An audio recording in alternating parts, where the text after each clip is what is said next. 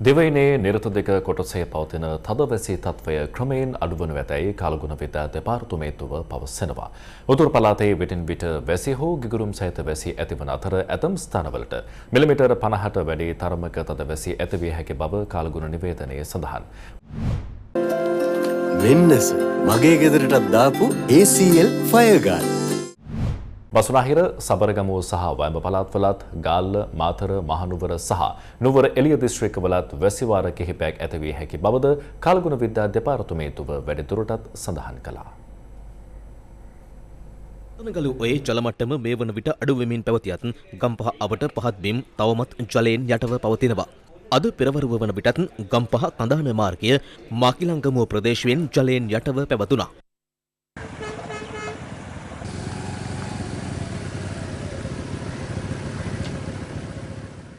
නිල්වලා ගඟේ ඉහළ කොටසේ ජල මට්ටම පහළ ගොස් ඇති අතර ගඟේ පහළ කොටස වන තල්ගහගොඩ මාපකය මේ වන විට සුළු ගං වතුර තත්ත්වයේ පවතිනවා. නිල්වලා ගඟේ තල්ගහගොඩ ජල මාපකය අද උදෑසන 5 වන විට මීටර 1.67ක් ලෙස ඉහළ ගියා. මේ අතර පැවති වර්ෂාවත් සමග මාලිම්බඩ වැල්ලතොට ප්‍රදේශයේ පහත් බිම් රැසක් තවමත් ජලයෙන් යටව පවතිනවා.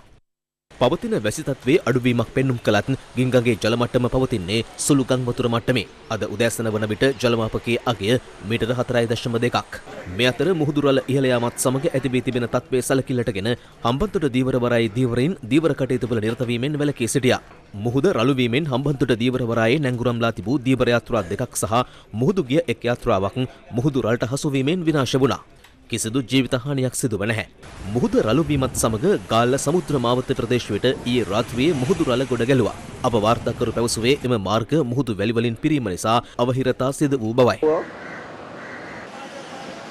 මේ අතර මුහුදු රළ ගොඩ ගැලීමෙන් ගාල්ල, රජගම වැල්ල, ජාකුටු වැල්ල, දෙවට වැල්ල හා කඩේ වැල්ල දීවර තොටුපළවල් වල නතර කර තිබූ බෝට්ටුවලටද හානි සිදු වුණා.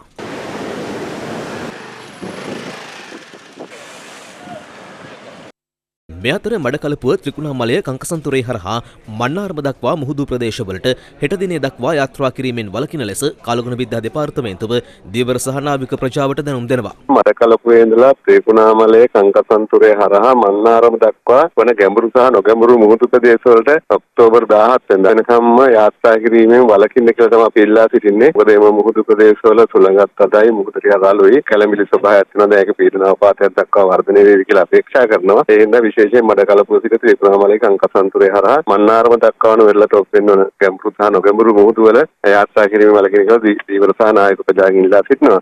මේ අතර දිස්ත්‍රික්ක 7ක ප්‍රාදේශීය ලේකම් කොට්ටාශ රසකට නිකුත් කළ නායාමේ අනතුරු ඇඟවීමේ නිවේදනය අද පස්වරුව දක්වා බලාත්මකයි. කොළඹ, ගාල්ල, ගම්පහ, කළුතර, කෑගල්ල, රත්නපුර සහ නුවරඑළිය දිස්ත්‍රික්කවල ප්‍රාදේශීය ලේකම් කොට්ටාශ රසක් ඒ අතරට ඇතුළත්. ඇත්ත කෙටියෙන්, දත්ත වැඩියෙන්, සයිබර් අවකාශයේ කලබන වුවත් සලකුණ. Newsfirst YouTube චැනලය අදම සබ්ස්ක්‍රයිබ් කරන්න. Newsfirst ජනතාව සමග